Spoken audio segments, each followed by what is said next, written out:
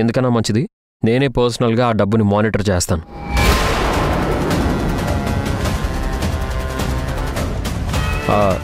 ఎంతున్నాయి, వాటిని ఏం చేయాలనేది వాటి యాక్సెస్ నాకు ఇవ్వండి. వదిన, మీకు ఎలాంటి ఇబ్బంది లేకపోతేనే.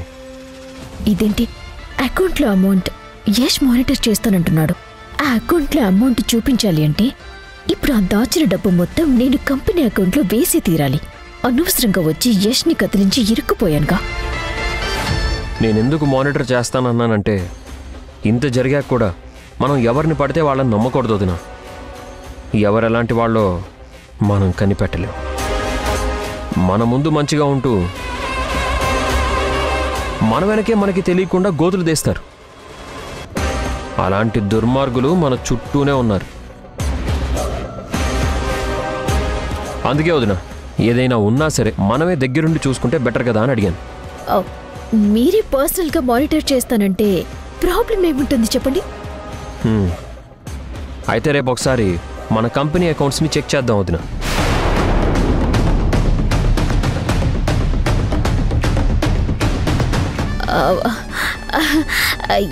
ఏంటి రేపేనా? ఏ వదిన, ఏమైనా ప్రాబ్లమా? అబ్బే ఏముంది, ఏం లేదు. రేపే కదా, రేపే. ఓకే, వస్తాను.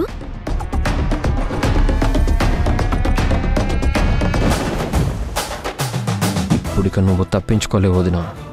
మన కంపెనీ అకౌంట్లో అమౌంట్ చూపించాలంటే నువ్వు దాచిన డబ్బంతా ఆ అకౌంట్లో వేసి తీరాల్సిందే.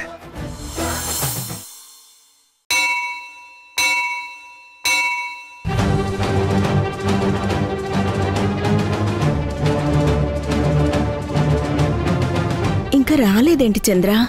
వస్తారులేదాము, చెప్పాను కదా.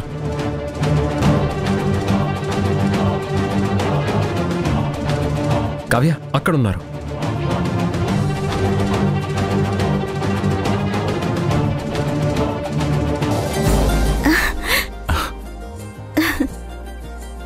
ఆంటీ ఆంటీ ఏమైంది? ఏదో మాట్లాడాలని అర్జెంటుగా ఎక్కడికి రమ్మన్నారు? అసలు మేమే మీ దగ్గరకు వద్దాం అనుకున్నాం. ఈలోపు మీరే ఏదో పనుందని మమ్మల్ని ఇక్కడికి రమ్మన్నారు. మా దగ్గరకా? దేనికమ్మా? త్వరలో మా పెళ్ళుంది కదా,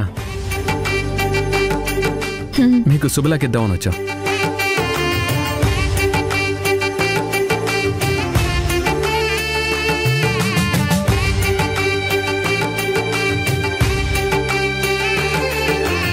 చాలా మంచి విషయమమ్మా. ఆంటీ, మీరు, అంకుల్, సింధు, యష్, పిల్లలు అందరూ తప్పకుండా మా పెళ్లికి రావాలి.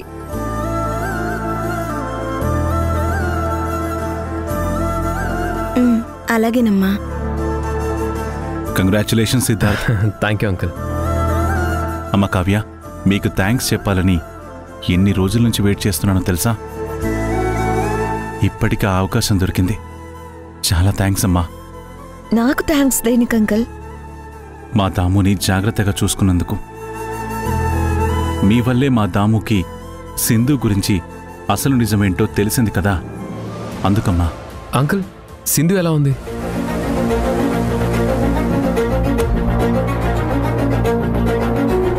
సింధుని ఇంకా బాధలు వేధిస్తూనే ఉన్నాయి. అవును సిద్ధార్థ్, మా సింధు కోసమే మేం మిమ్మల్ని ఇక్కడికి రమ్మన్నాం. అసలు సింధు కోసం? సింధుకేమైంది అంకుల్? అందరం కలిసి ఆనందంగా ఉండాలని కోరుకునే నా చిన్న కోడల్ని కష్టాలు, కన్నీళ్లు కలవరపెడుతున్నాయమ్మా. మంచి కోరుకునే సింధుకి మనసు అంతే కరువైపోయింది. అసలు నువ్వు ఇంట్లో ఉండడానికి కారణం పిల్లలే కదా. పిల్లల్ని తీసుకుని నువ్వు వెళ్ళిపోవాల్సి ఉంటుంది. ఆ దుర్మార్గురాలు మధు నిజ స్వరూపం బయట పెట్టడం కోసం తన భర్తకి సింధు దూరం అయిపోతుందమ్మా. యష్ కూడా సింధుని అర్థం చేసుకోకుండా ప్రతి విషయానికి సింధు మీద కోప్పడుతూ తనని దూరం పెడుతున్నాడు. నా కొడుకు కోడల్ని మేమలా చూడలేకపోతున్నామమ్మా. అందుకే మీ సహాయం కోసం వచ్చాం. ఎలాగైనా సరే యశ్ సింధుని ఒక్కటి చేయాలి. ఆ బాధ్యత మీరే తీసుకోవాలి సిద్ధార్థ్. ఒక రకంగా సింధు యష్లు విడిపోవడానికి కారణం నేనే అంకుల్. మళ్ళీ వాళ్ళిద్దరూ కలుస్తారంటే తప్పకుండా హెల్ప్ చేస్తాను.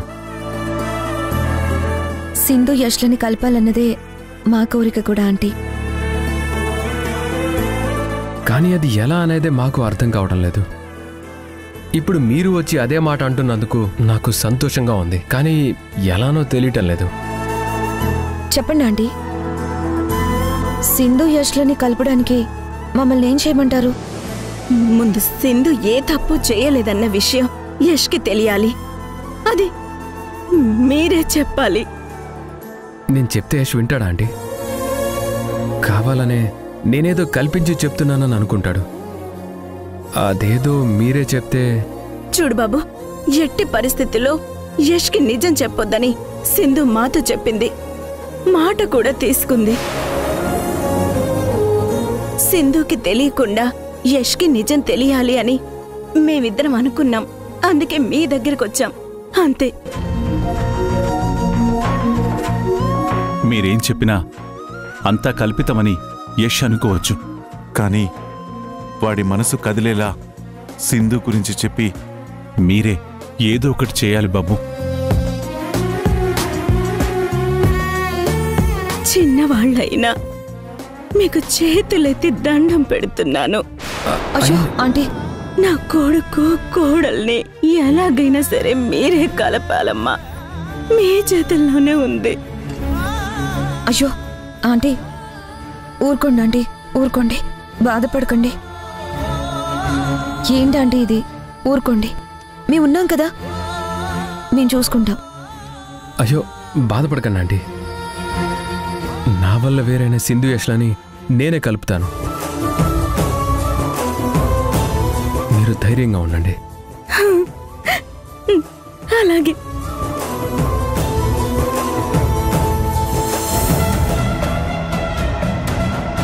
అసలు జనాల డబ్బు సేఫ్గా మన కంపెనీ అకౌంట్స్లో ఉన్నాయా లేదా అనేదే నా భయం. అబే, మీకే భయమే అవసరం లేదు మర్ది గారు. మన కంపెనీ అకౌంట్లోని జనాల డబ్బంతా సేఫ్గా ఉంది. తొందరపడి కంపెనీ అకౌంట్లో డబ్బంతా సేఫ్గా ఉందని యష్కి చెప్పేశాను. ఇప్పుడు ఆ అకౌంట్లో డబ్బులు ఎలా చూపించాలి? దాచిన డబ్బు కదిలించకూడదు అనుకుంటే ప్రతి ఇష్యూ దానికి లింక్ అవుతుంది. ఇప్పుడెలా?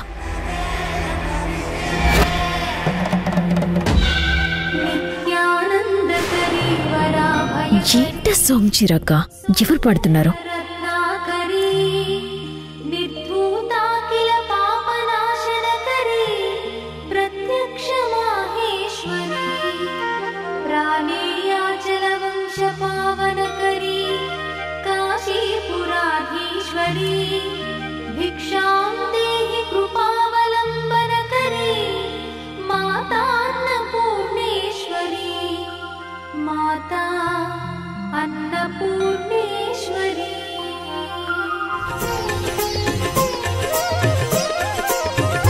మావయ్య, ప్రసాదం తీసుకోండి.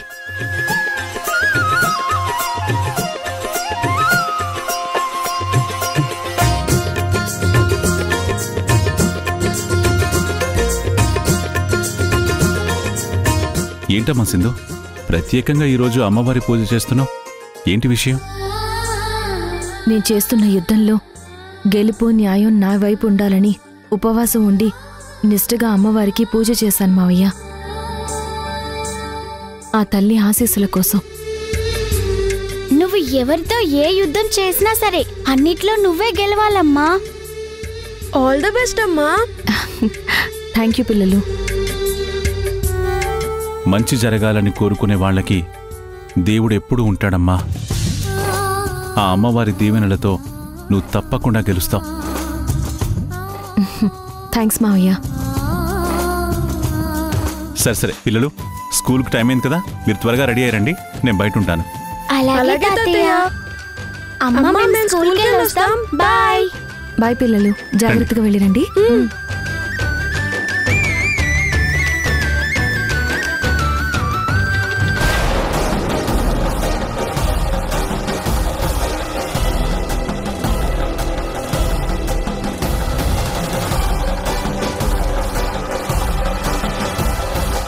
ప్రసాదం తీసుకో మధు.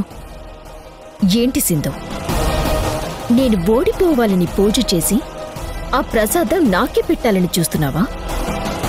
నేను పూజ చేసింది నువ్వు ఓడిపోవాలని కాదు, న్యాయం నిజం గెలవాలని చేశాను. ఏంటి? న్యాయం నిజం గెలిచేది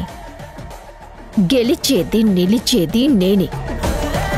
ఇది ఎవ్వరూ మార్చలేరు, ఆపలేరు కూడా. నేను ఆపుతాను. నువ్వు చేసే ప్రతి అన్యాయాన్ని, దుర్మార్గాన్ని నేను మార్చి తిప్పి కొడతాను. నువ్వు మళ్ళీ లైఫ్లో లేవలేనంతగా నిన్ను ఓడిస్తాను. ఇప్పటి వరకు నన్నేదో గెలిచేశానని ఫీల్ అయిపోతున్నట్టున్నావు. స్టిల్ ఇప్పటికీ ఇంకా ఆట నేననుకున్నట్టుగానే జరుగుతుంది.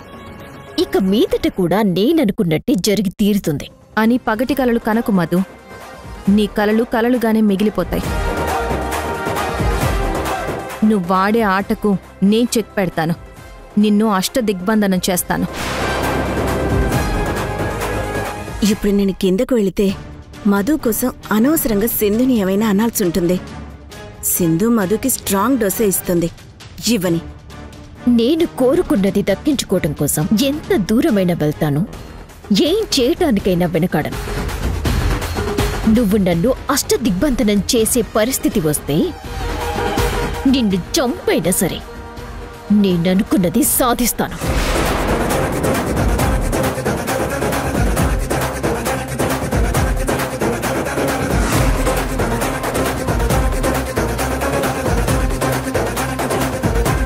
సింధుని మధు ఏమైనా చేస్తుందా? మధు అన్నదంటే అన్నంత పని చేస్తుంది.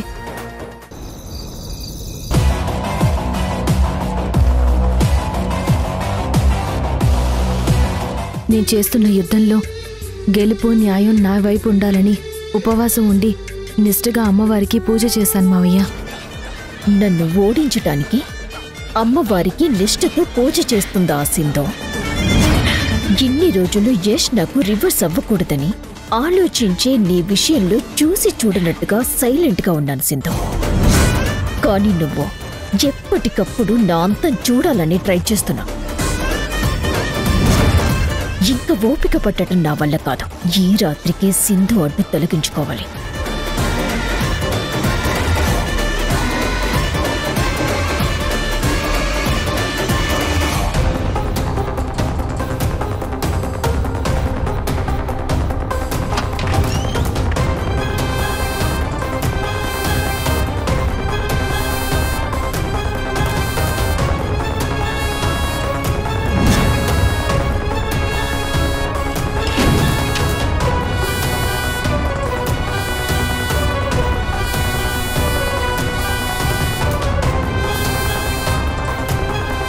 నా లైఫ్ గోల్, నా కలలు, నా పగ, నా ఆశయం ఇవన్నీ నీ వల్ల ఇబ్బందుల్లో పడి ప్రమాదం వచ్చింది సింధు. నేను చేసి ప్రతి చిన్న పనిని అడ్డుకుంటున్నావు నువ్వు. అసలు నువ్వంటూ లేకపోతే నాకే ప్రాబ్లం ఉండదు. నా ప్లాన్స్ అన్నీ ఆపాలని ట్రై చేస్తున్నావు కదా. ఇప్పుడు నీ చావుని ఎలా ఆపుతావో నేను చూస్తాను.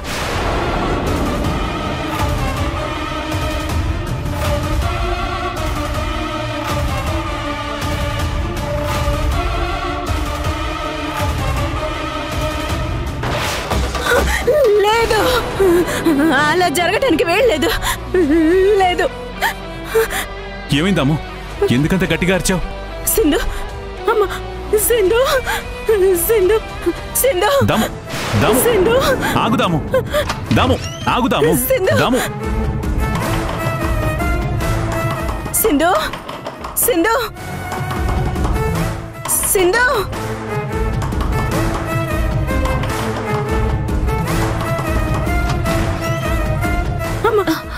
సింధు, నువ్వు బాగానే ఉన్నావు కదా? నీకేం కాలేదు కదా? నువ్వు బానే ఉన్నావు కదమ్మా? ఏమైంది అత్తయ్య? ఆ మధు నిన్ను చంపేస్తా అంది. అన్నంత పని చేస్తుందమ్మా. నన్ను కిడ్నాప్ చేసి చంపబోయింది. ఆ రోజు నువ్వు కాపాడటం వల్లే నేను ఈ రోజు ప్రాణాలతో ఉన్నాను. ఈసారి ఖచ్చితంగా మన ప్రాణాలు తీస్తుందమ్మా. అసలు ఏం జరిగింది అత్తయ్య? ఎందుకు అంత కంగారు పడుతున్నారు? పొద్దున నువ్వు పూజ చేసి దానికి ప్రసాదం ఇచ్చేటప్పుడు అది నిన్ను చంపేస్తానని వార్నింగ్ ఇవ్వటం నేను విన్నానమ్మా. దాని బంద్ అత్తయ్య. ఇంకా అది మనల్నేమీ చేయలేదు. దానికి అంత సీన్ నేను ఎందుకు ఇస్తాను? మీరు అనవసరంగా టెన్షన్ పడకండి అత్తయ్య. లేదమ్మా సింధు, మనం చాలా ప్రమాదంలో ఉన్నామమ్మా. ముఖ్యంగా నాకంటే నీకే ఎక్కువ రిస్క్. అది నేను ఏదో ఒకటి చేసే లోపే మన యష్కి నిజం చెప్పిద్దాం. వాడే దాని సంగతి చూసుకుంటాడమ్మా. మావయ్య, అత్తయ్య అనవసరంగా భయపడుతున్నారు. మీరైనా చెప్పండి. మీకేదో పీడకలు వచ్చినట్టుంది అత్తయ్య. అవన్నీ నిజాలు కావు. మీ అత్తయ్య చెప్పింది నిజమే కదమ్మా. యష్కి నిజం చెప్పడమే మంచిది. నిజం చెప్పినా యష్ నమ్మడు మావయ్య. నమ్మే స్టేజ్లో యష్ లేడు. నన్ను నమ్మని వ్యక్తి దగ్గరికి వెళ్ళి ఏమని చెప్పమంటారు?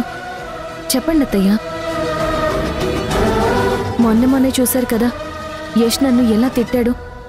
మళ్ళీ అదే జరుగుతుంది. మాటలతో మీ అబ్బాయిని నమ్మించలేం.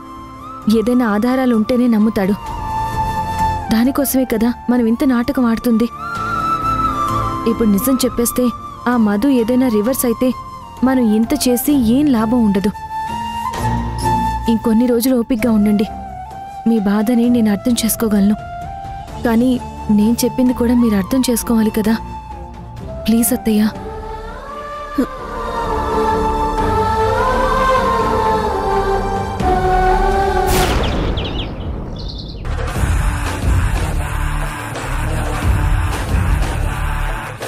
ఏంటి మధు, ఎందుకంత టెన్షన్గా ఉన్నావు? ఆ సింధు ఇచ్చిన కంప్లైంట్స్కి కార్పొరేషన్ వాళ్ళొచ్చి ల్యాండ్ సీజ్ చేయటం వల్ల ఇన్ని రోజులు ప్రాజెక్ట్ వర్క్స్ స్టార్ట్ చేయమని ఫోర్స్ చేసిన యష్ ఒక విధంగా సైలెంట్ అయిపోయాడు. యష్ సైలెంట్ అయిపోతే నువ్వు సేఫే కదా, ఇంకేంటి ప్రాబ్లం? ఇప్పుడు కంపెనీ అకౌంట్లో అమౌంట్ చూపించమని కూర్చున్నాడు. ఏం చేయాలో అర్థం కావడం లేదు. ఆ విషయం పక్కన పెట్టు మధు.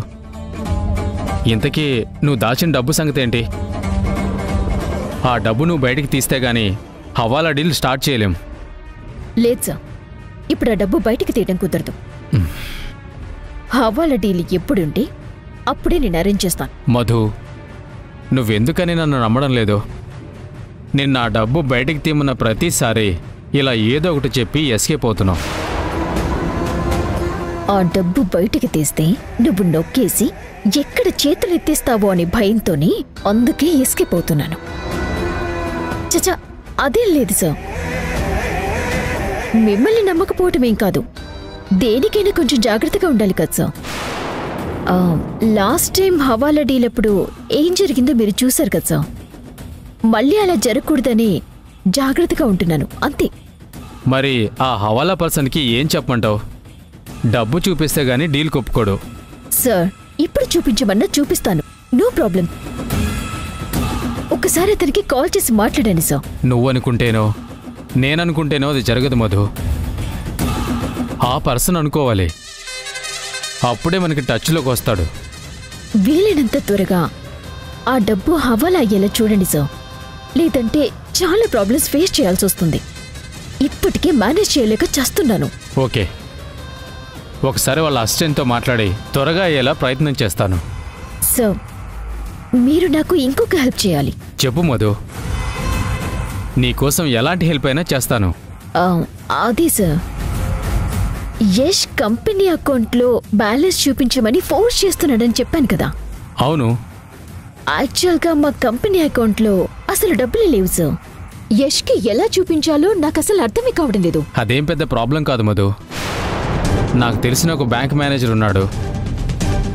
నువ్వు వెళ్ళి కొత్తగా మీ కంపెనీ అకౌంట్ని ఆ బ్యాంకులో ఓపెన్ చేయి. ఫేక్ డిజిటల్ అమౌంట్ ఆ అకౌంట్లో కనపడేలా నేను చేస్తాను. Okay sir, thank you sir. మరి వస్తాను సార్. సరే మధు.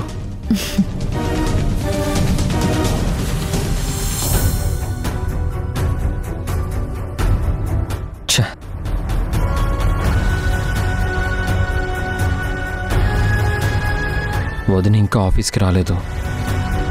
ఒకవేళ డబ్బులు దాచిన ప్లేస్కి ఏమన్నా వెళ్ళుంటుందా? అలా వెళ్ళేది అయితే అన్నయ్యతో చెప్పేది కదా. వాళ్ళు మాట్లాడుకుని ఉంటే నాకు తెలిసేది. అంటే వదిన అన్నయ్యకి కూడా చెప్పకుండా వెళ్ళిందా? డబ్బు దాచిన ప్లేస్ తెలుసుకుందామంటే ఎప్పటికప్పుడు ఏదో ఒక ప్రాబ్లం వచ్చి మిస్ అయిపోతున్నాను. చా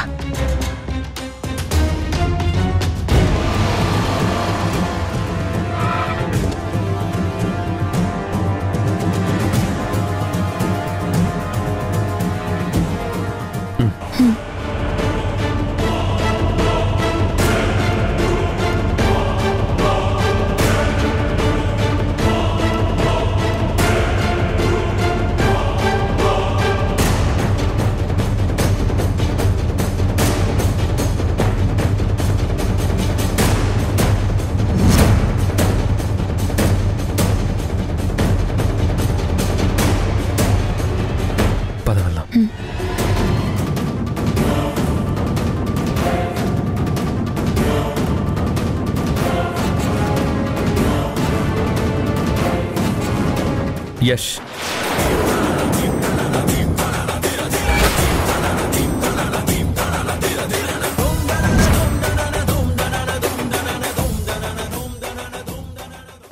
పెళ్లి శుభలాకిచ్చి నిన్ను పెళ్లికి పిలుద్దామని వచ్చాను. ఆడవాసన తగిలితే చాలు కుక్కలా తోకొప్పుకుంటూ వెనకాలే తిరుగుతావు. అసలు ఆ రోజు హోటల్లో ఏం జరిగిందో మీకు తెలుసా? మీలాగే నేను కూడా వీళ్ళిద్దరిని అనుమానించి ఆ హోటల్ గదిలోకి వెళ్ళి చూసేసరికి ఏం జరిగిందో తెలుసా? మా మేనత్త కేసు విషయంలో నువ్వు చేసిన హెల్ప్ నేను లైఫ్లో మర్చిపోలేను. నా కష్టాన్ని తెలుసుకుని ఒక అన్నలా బాధ్యత తీసుకుని నా కోసం వచ్చావు. మా బావకి సింధుకి మధ్య ఎలాంటి తప్పుడు సంబంధం లేదు అని నా కళ్ళారా చూశాను.